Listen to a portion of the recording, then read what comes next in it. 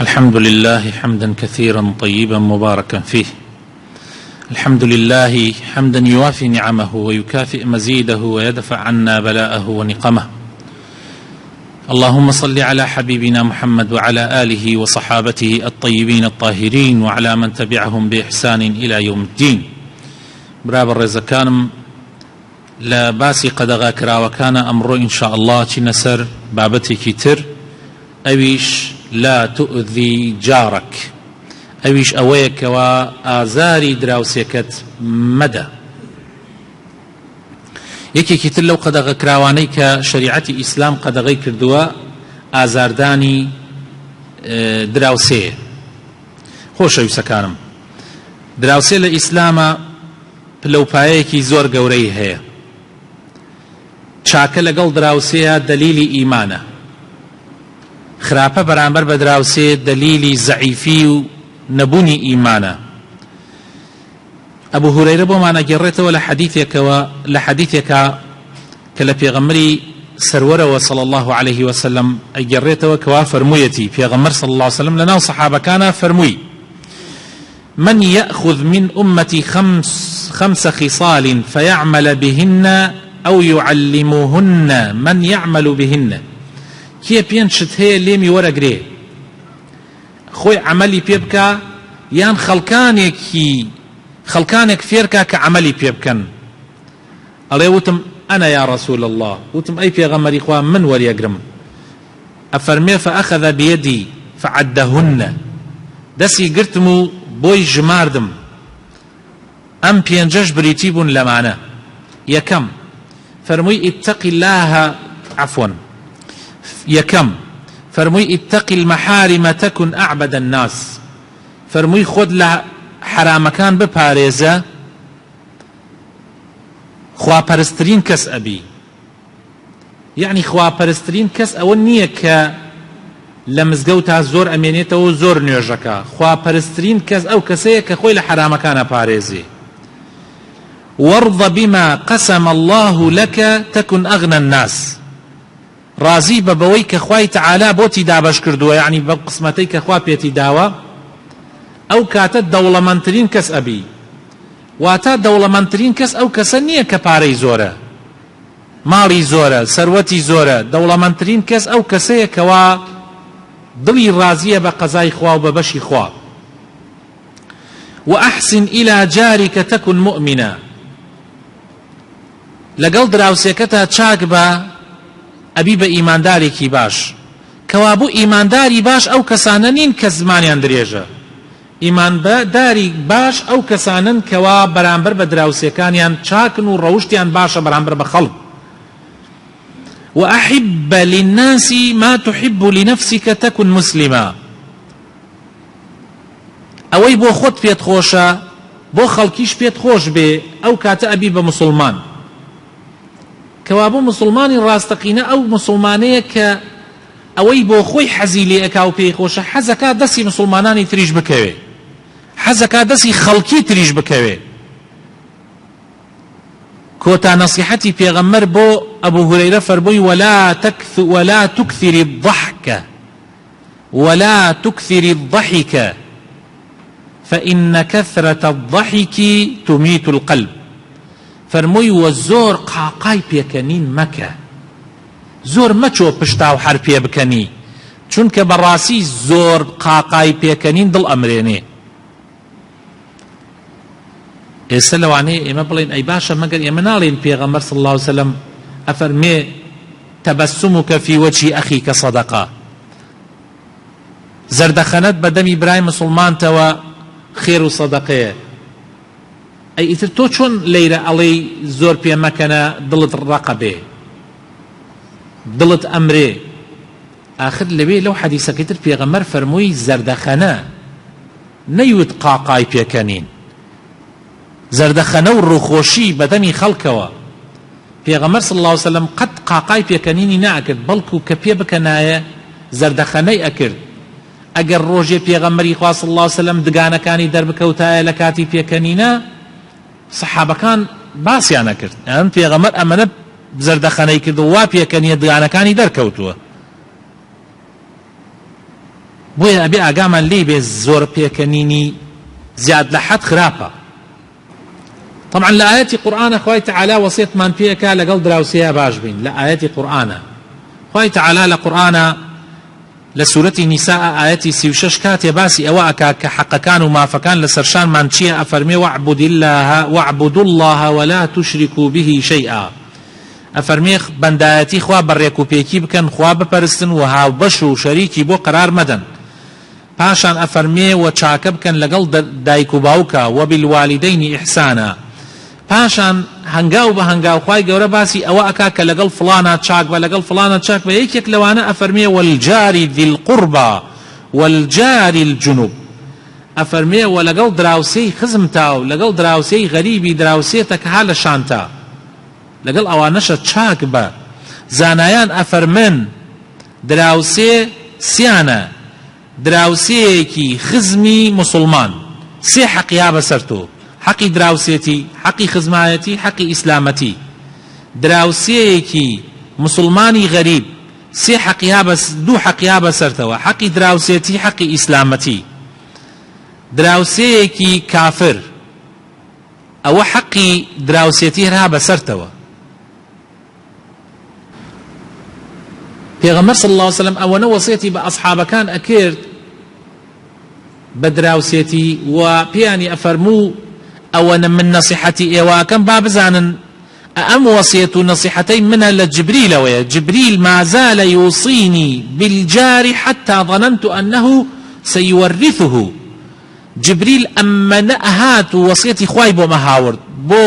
دراوسێ، ئەممەنە ئەهات تەکیدیەکرد لەسەر دراوسێ.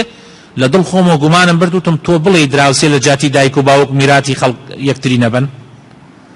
یعنی گومانێکم بۆ دروست بوو کە ئیتر دراوسێ میراتی دراوسێ بووە. ئەموت لەوانەیە خوای گەورە فەرزی کات باوک و دایک، باوک و برا و کەس و کارت نەیبن، کێبی بە دراوسێکەت میراتەکەت ببە. ئەمەنە تەکیدی لەسەریە کرد پێغەمبەر صلی الله علیه وسلم وا فەرمێ. طبعا حەدیسەکە لە بوخاری موسلیمایە.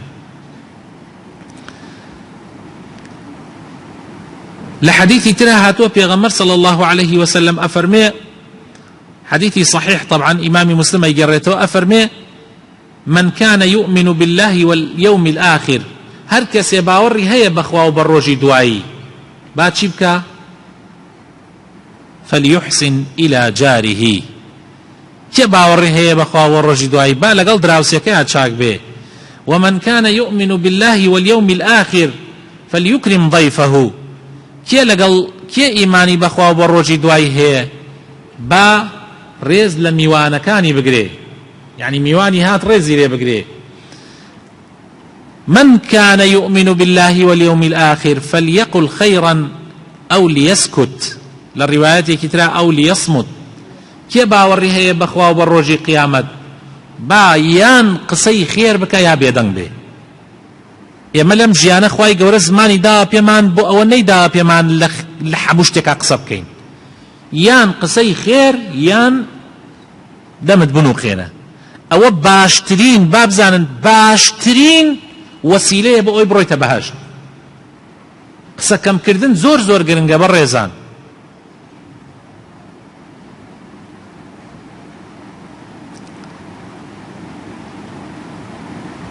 گوێ بگرن لەم حەدیسەی تر. پێغەمبەر صلی الله عليه وسلم فەرمێ والذي نفسي بيده ئەمە قەسەمی پێغەمبەر ئاوا بووە بەو زاتەی کە نەفسی منی بەدەسە. لا يؤمن عبدێک ئیمانی نییە، یعنی ئیمان نایەنێ. پێغەمبەر فەرمێ صلی الله عليه وسلم ئیمانی نییە یا ئیمان ناهێنێ عبدێک. کێ یا ڕەبی کێ بێگرێ ئیمانی نەهێنا؟ مسلمانیشە بەس ئیمانی نییە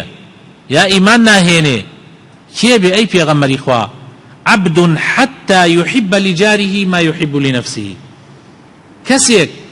كوا حتى أوي بو خوي بي خوش بود راوسي كشي بي خوش بي. فرمو بريزان يك براورديكي بچوكي بيني خوتو دراوسي كدبكا تو أو خوايا تو أو خوايا إيما همو من حزكين بو دراوسي كان من أوي خير بو خو من تي حزكين بو دراوسي كانش من بي یا هەنێکمان تایە خوا پەنامان بدا حەزەکە ماڵی دراوسەکەی بڕمێتەبان سەریە، یان وەکو هەنێک بسڵمان هەیە خوا پەنامان بدا هەوڵ ئەدا تعدا لە دراوسەکەی بکا، محاولەی تعدای شەرەفیش ئەکەن هەنێکیان. یعنی خەبەر زۆر جار خەبەرە ئەم خەبەرانە ئەگات، یعنی دراوسێ هەیە تەسەوڕەکەن تەماحی خێزانی دراوسەکەی خۆیەکە. ئەی ئەمە ئیمانە. دواییش ئەم زەلامە ئیدعای ئیسلامەتی و ئیدعای ئیمانەکە. ئەی خۆت حەزەکەی دراوسێکە تەماحی ژنەکەت بکە؟ دەی ئەوەی بۆ خۆت پێت ناخۆشە ئەبێ بۆ دراوسێکەتیش پێت ناخۆش بێ. چی کەسێک حەزەکات؟ چی کەسێک هەیە حەز بکە و پێی خۆش بێ دراوسەکەی تەماحی خێزان و مناڵەکانی بکەن؟ دەی تۆ ئەمە مادام بۆ خەڵک بۆ خۆت پێت ناخۆشە، دەی ئەبێ بۆ دراوسەکەتیش پێت ناخۆش بێ. ئەگینا وا نەبێ ئیتر تۆ خۆت لە ڕیزی ئیمانداران مەزانە.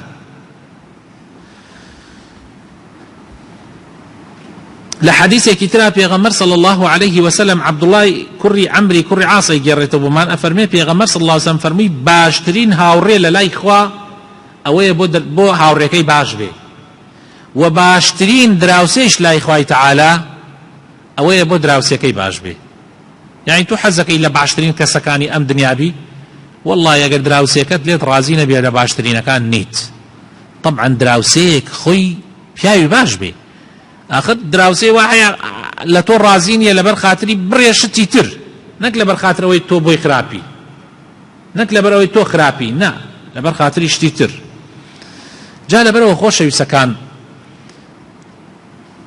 ئەلەم حەدیثانەوە لەو ئاەت و حەدیثانەوە کە عەرزم کردن بۆمان دەرەکەوێ کە دراوسێتی چەند ئەرکێکی گرانە و چەند حەق و مافی لەسەر ئێمە قورسە. حەزەکەم چەند مافێکی دراوسێ بخەمەوە بیرتان، چەند ئامۆژگاریەک لە برای خۆتان وەربگرن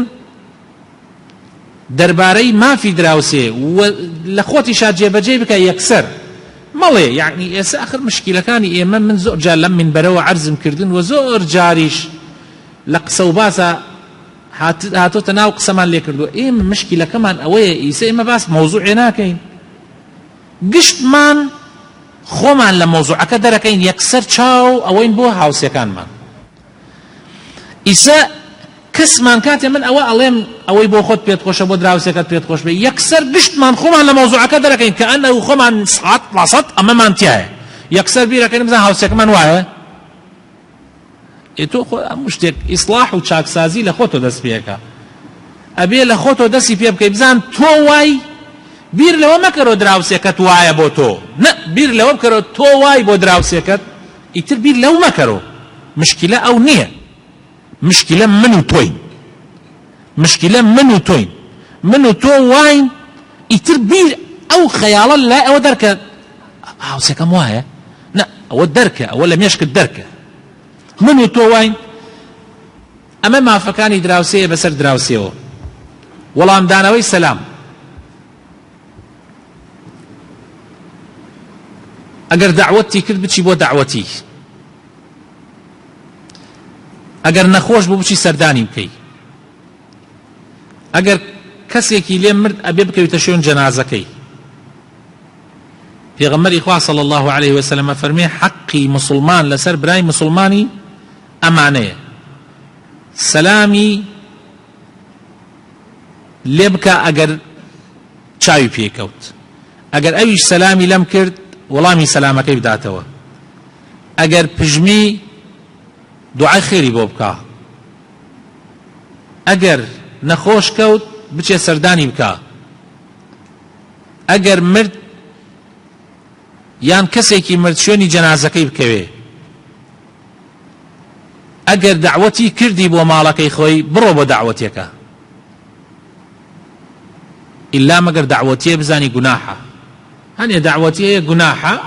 ئیتر لەبەر گوناحەکە مەچۆن، نەک لەبەر ئەوە ئەگینا واجبە لەسەر مسلمان بچێتە دەم دعوەتی برای مسلمانیەوە. لە حەق و مافەکانی برای مسلمان لەسەر برای مسلمانی عەفوەن دراوسێ لەسەر دراوسێ، لە حەق و مافەکانی دراوسێ لەسەر دراوسێکەی ئەوەیە ئازاری نەدا و بەرگەی ئازاریشی بگرێ، ئازاری نەدا و بەرگەی ئازاریشی بگرێ. با جارێکان باسەوە بکەین ئازاری نەدا. لە حەدیثە هاتووە پێغەمبەری خوا صلی الله عليه وسلم ئەفەرمێ والله ئیماندار نییە، والله ئیماندار نییە، والله ئیماندار نییە، والله لا يؤمن، والله لا يؤمن، والله لا يؤمن. تیان پەنامان بدامە کێ ئەی پێغەمبەری خوا؟ وما ذاك يا رسول الله؟ فەرمووی الجار لا يأمن جاره بوائقه. فەرمووی دراوسەیەک کە دراوسەکەی لە شەڕی ئەمین نەوێ، دراوسەیەک لە دراوسەکەی خۆی لە شەڕی ئەمین نەوێ. یعنی دراوسەیەکم ئەمەنە ئەمین نەوێ من زەرەری لێ بدەم، ماڵەکەت جێبێڵم ترسم بێبێژم وەڵای لەوانەیە بڕاتە حەوشمەوە شت بدزێ، مناڵەکانم جێبێڵم بڵم لەوانەیە هەتکی ناموسم بکە. ئیتر کەوابوو معنای وایە ئەو کەسە ئیماندار نییە. لە حەدیثێکی ترا پێغەمبەر صلی الله علیه وسلم فەرمێ ناچێتە بەهەشتەوە کەسێک کە دراوسەکەی لە شەڕی تەئمین نەوێ. لا يدخل الجنة، لا يدخل الجنة من لا يأمن جاره بوائقه. باسی ئافرەتێکیان کردبۆ پێغەمبەر صلی الله علیه وسلم، وتیان ئافرەتێک زۆر ئیماندارە ئەی پێغەمبەری خوا، نوێژی زۆر شەو نوێژی ئەکا، زۆر نوێژی سونەت ئەکا، ڕۆژووی فلان و فلان ئەگرێ، پێنجشەمان و دووشەمان و سێ ڕۆژ لە مانگێکا و ئەوانە، و خێر و سەدەقاتیش زۆرەکە. بەڵام یەک کێشەیەکی هەیە ئەی پێغەمبەری خوا، غير أنها تؤذي جيرانها بلسانها. ئازاری دراوسەکان یەدا بە زمانی، یعنی غیبەتیانەکە، مختیانیان بۆڵە بەسێ. پێغەمبەر صلی الله عليه وسلم فەرمووی هي في النار، فەرمووی ها لە ئاگری جەهەنەمە. پێغەمبەر صلی الله عليه وسلم سەیرەوەی نەکرد نوێژ زۆرەکە، ڕۆژوو زۆرەگرێ، خێر زۆرەکە. وتیان ئەی پێغەمبەری خوا ئەی ئافرەتێکی تر هەیە، فلانة يذكر من قلة صيامها وصدقتها وصلاتها. فلان ئافرەت لە فەرزەکان زیاتر هیچ ناکا، بەس نوێژە فەرزەکانەکان نە شەو نوێژی نە هیچ، ڕۆژووی ڕەمەزانیش زیاتر یەک ڕۆژووی تر ناگرێ، زەکاتیش بەس فەرزەکە جێبەجێەکە، بەڵام هیچ ئازاری دراوسەکانی نادا و هەموو دراوسەکانی لێ ڕازین. پێغەمبەر صلی الله علیه وسلم فەرمووی هي في الجنة، فەرمووی ئەو ئافرەتە لە بەهەشتە. بەڕێزەکانم بەڕاستی زۆر زەڕورە ئێمەی موسڵمان ئاگامان لە خۆمان بێ. ئەو حەدیثە کە عەرزم کردن ئیمامی بوخاری گێڕێتەوە، کابرایە کاتە لای پێغەمبەری خوا صلی الله علیه وسلم وتی ئەی پێغەمبەری خوا دراوسەیەکم زۆر ئازارمەدا، زۆر. پێغەمبەری خوا صلی الله علیه وسلم فەرمووی دەی بڕۆ هەرچی ماڵت هەیە کە ئەتوانی دەریکەیتە دەشتۆ، هەر هەمووی ئەوەی پێت دەرەکرێت دەشتۆ دەریکە دەشتۆ بناو کۆڵانەکە داینە، هەرکێ دایە لاتە. وتیان ئەمە بۆ وا ئەکەیت بڵێ وەڵڵاهی فڵانە دراوسێم زۆر ئازارمەدا، ژیانم نەماوە و ئەمەوێ سەر خۆم هەڵگرم بڕۆ. ئەمیش ڕێک ڕۆی ئەوەی وەسیەتی پێغەمبەر صلی الله علیه وسلم جێبەجێی کرد، عینەن بە هەمان شێوە ڕۆیشت ماڵە ئەوەی کەی بتوانێت لە ماڵەکەی دەریکرد لە ناو کۆڵانەکە داینە. هەر کەسێک لەو کۆڵانەوە ڕەتە بوو ئەیودەوە خێرە، ئەی فەرموو وەڵڵاهی چی بکەمە، دەستی ئەم دراوسێمە گیرم کردی، ئەمێ سەر خۆم هەڵگرم بڕ. خەڵک گشتی قسەی پێ کرد. کابرا هاتە خزمەت پێغەمبەر صلی الله علیه وسلم وتی ئەی پێغەمبەری خوا فریام کەوەی فڵان دراوسێ ئاوا ئەکا، ماڵەکەی بردوێ ڕجا و تکات لێ ئەەکەم تەکلیفی لێ بکە با ماڵەکەی بێرێتە ماڵەوە حتا ما قسەی لە من نابیسی. پێغەمبەر صلی الله علیه وسلم بانگی کردوتی ئیسە تەواو ماڵەکەت بێرە ماڵەوە تەواو، ئیتر لە ئیسەوەدا ئازارت نادا. یعنی لە ڕاستیە دراوسێ زۆر مشکیلەیە. جا پێغەمبەر صلی الله علیه وسلم بەو کابرایە وتی پێش ئەوەی خەڵق قسەت پێ بکە وەڵڵاهی تۆ لە لای مەلائیکەکان مەبغوز بووی، مەلائیکەکان قسەیان پێ کردی، بۆ ئازاری دراوسێکە دەدەی. پێغەمبەر صلی الله علیه وسلم هەندێک نەسیحەتی کرد و ئەویش تەوبەی کرد. پرسیاریان لە پێغەمبەر کرد صلی الله عليه وسلم وتیان ئەی پێغەمبەری خوا چی گوناحی زۆر گەورەیە چی گوناحی زۆر گەورەیە پێغەمبەر صلی الله عليه وسلم فەرمووی ئەوەیە أن تجعل لله ندا وهو خلقك فەرمووی ئەوەیە کە بڕۆی شەریک بۆ خوا قرار بدەیت لە کاتێکا خوا خۆی خەڵقتی کردو تۆ بڕۆی یەکێتر بکەیتە هاوتای خوا وتیان ئەی پێغەمبەری خوا دوای شەریک قراردان چی گوناحی زۆر گەورەیە فەرمووی ئەوەیە مناڵەکەت بکوژی لە ترسی ئەوەیە کە نەوە گەورە بێ ئەم مناڵە بێتەین و لەگەڵ تا نان بخوا یعنی لە ڕزقت بخوا هەنێ کەسێ مناڵی خێزانەکەی حامیلە بێ ئەڵێ وەڵام معاش کەمە و قەیرانە و ئەمانە ئەڕۆن لە بارێخەن ئەوە دووهەم ئەیوتیان ئەی پێغەمبەری خوا لە دوای ئەوە چی تاوانێ زۆر گەورەیە فەرمووی ئەن توزانیە حەلیلەتە جاریک فەرمووی خیانەت لە ژنی دراوسێکت سێکن برا بەڕێزەکان شەریک قەراردان بۆ خوا کوشتنی نەفس زینا لەگەڵ دراوسەی ژنی دراوسێکەتە لە حەدیثێکی ترا پێغەمبەر صلی الله عليه وسلم فەرمووی لئن يسرق من أهل 10 أبيات أيسر من أن يسرق من بيت جاره فرموي أجر إنسان دزيل لدى مال بكا أو تاوان بارنية كدزيل مال دراوسيه كيبكا چونك براين دراوسيه بس حلاليان ليك جايه يعني بآساني إنسان أتواني بروات مالي دراوسيه بآساني إنسان عيب وعار ونقصاني مالي دراوسيه كي أزاني آخر ناكري تو خيانة لدراوسيه كتبكي زور يعني زور بإيمانية براسي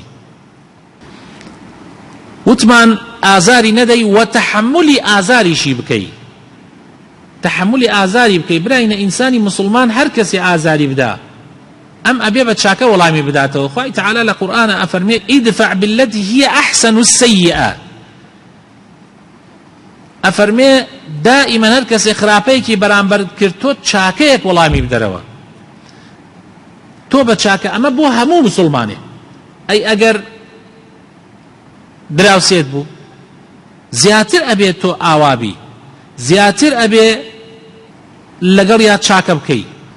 پیاو چاکان وتویانە چاکە بەرامبەر دراوسی ئەوە نییە کە تۆ ئازاری نەدەیت چاکە بەرامبەر دراوسی ئەوەیە تەحملی ئازارەکانیشی بکەیت گوێ لەم قسە بگرن ئەم قسە پڕمەعنایە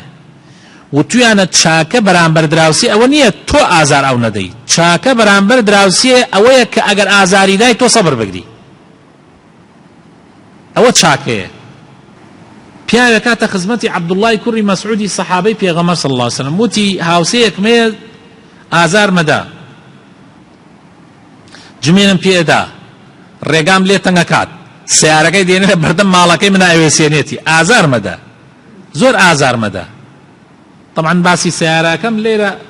وەک نمونەیەک ئەم زەمانەی تێرمەوە ئەگینا لەو کاتە سیارە نەبووە فەرمووی اذهب فإن هو عصى الله فيك فأطع الله فيه فەرمووی بڕۆ مژدە بێ بۆ تۆ مادام ئەو خراپە معصيتي خواك لسرتو يعني معصيتي خواك بآزارداني تو طاعتي خواك بچاك لقل أوا بيتي له خوي أبي بقوري خوي بيركات والرجل الروجان أجرنا وألين روجي كان إمامي أبو حنيفة رحمتي خواي لي بي دراوسيكي أبي دراوسيكي حمو روجي إيشكات كاسبية كات طبعا إسكافية كابرا يعني بيناتشية حمو روجي أم كابرا إيشكات حتى يواري ليتي أيدا بماسي وأيدا بمشروب بدزيو طبعا أيدا بمشروب أتيتو لمال دراوسية يك ديواري بين لقال إمام أبو حنيفة تلك خلق أزاني خلق وكات الزوا خوت تلفزيون ما نبو تلك أيزاني خلق خوت ماسي سورة كرده ودس يكتب بعرق خواردن لقال إشياء قوراني أود لقوراني كاب عربي طبعا الله أضاعوني وأي فتى أضاعوا أيوت يعني وكو بيجي خز مكانم كسنزيك كانم فوتان ميان يتشي بياوي كان فوتان يعني وكو شون بلي خفتي بوي بختي خويا خوارد خز مكاني كسنزيك كاني ليلي باش نبونا فوتانیانە بەس چی پیاوێکیان فەوتان یعنی خۆی پیاوێ زۆر مهم بووە بەس ئەوان فەوتانیە قەدریان نەزانیە ئەڵێ هەموو شەوێ ئیتر ئەم شعرەی دووبارە ئەکردەوە طبعا شعرەکە درێژە بەس ئەمە کورتەکەی یعنی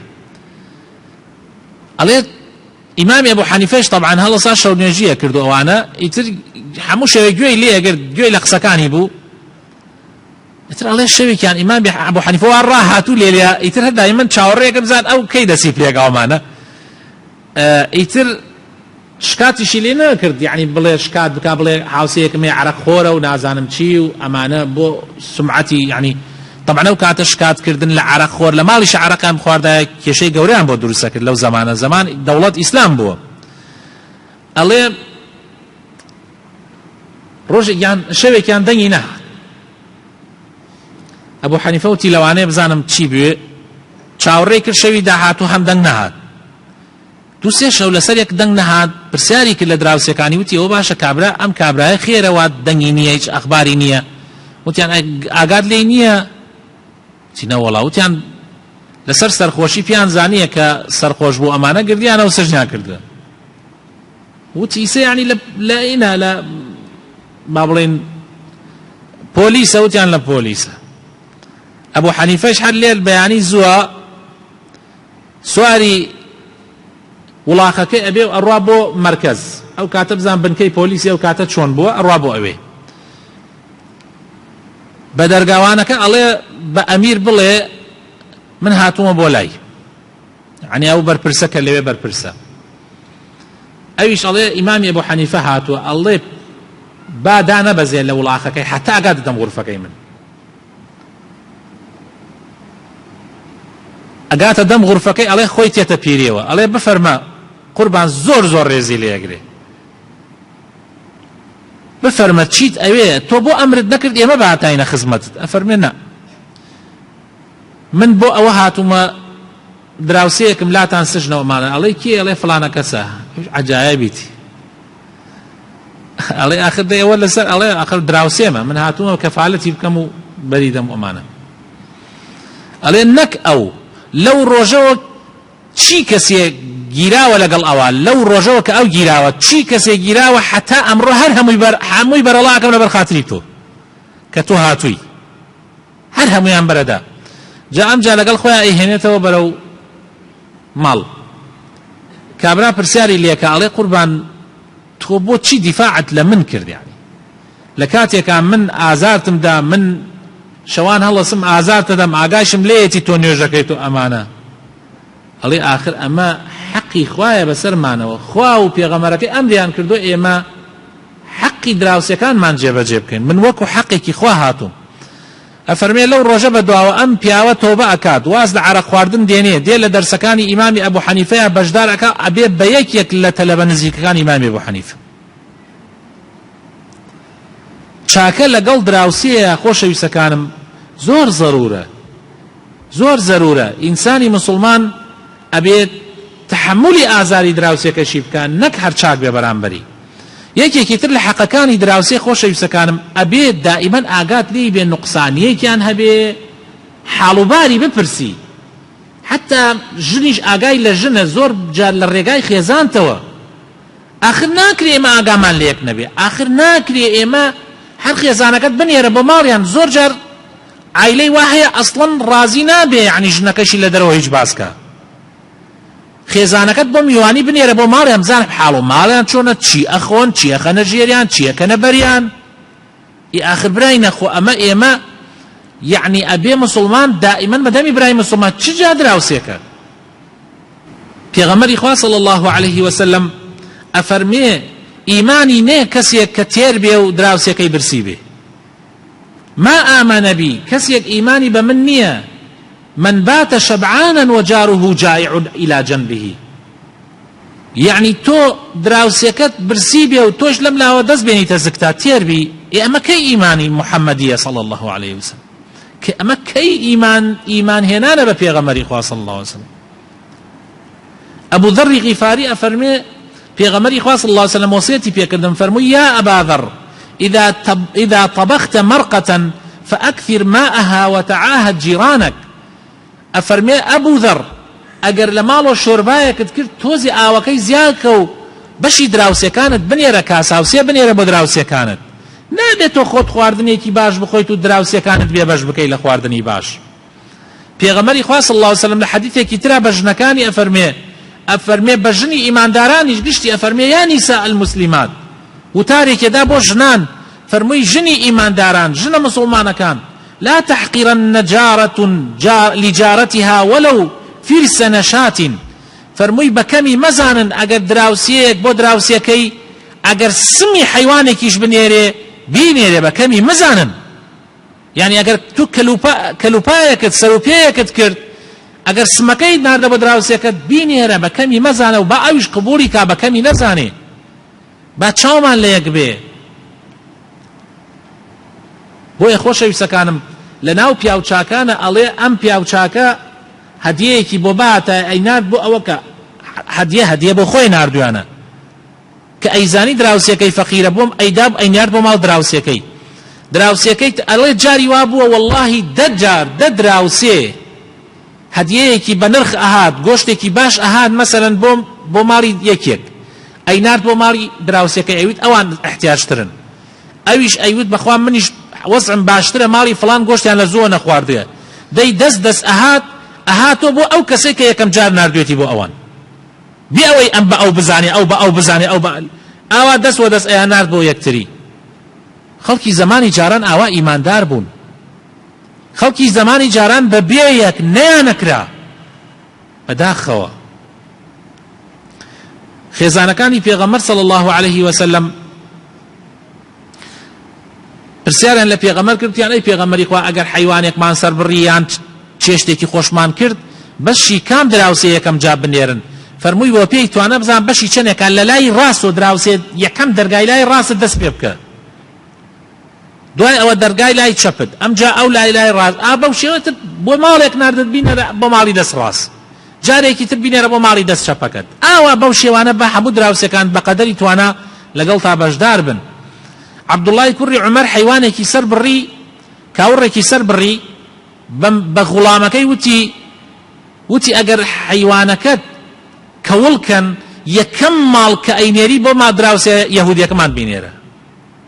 یەکەم ماڵ کە بەش ئەینێری بۆ دراوسێ یەهودیەکەمان بینێرە ئەبێ خۆشەویستەکانم ئێمە ستری یەکتری بکەین ئیسە دراوسێ ئەغڵب ئاگای لە ماڵی دراوسەکەیەتی یەکێک لە حەقەکانی تری ئەوەیە کە ئێمە گەر عیبێکی بە دراوسەکەمان عیبەکەی بشارەوە باسی مەکە لە ناو خەڵکە عیبەک ئێوە نازان بەخوا هەر ڕۆژی یەکێتێتە ماڵیان کۆرە با بەوەنە میوانیان هەیە سەر خەڵک یعنی نابێت خۆشەویستەکانم ئیمامی غەزالی ڕەحمەتی خوای لێبێ لە کتێبی ئیحیا علوم الدین ئەفەرمێ وجملة حق الجار أن يبدأه بالسلام ئەفەرمێ لە حەقەکانی دراوسێ ئەوەیە ئەم دەست پێ بکا سەلام لە ئەو بکا یعنی دائما هەوڵدە تۆ سەلام لە دراوسێکت بکە ولا يطيل معه الكلام وزورش قسەی لەگەڵا مەکە سبحان الله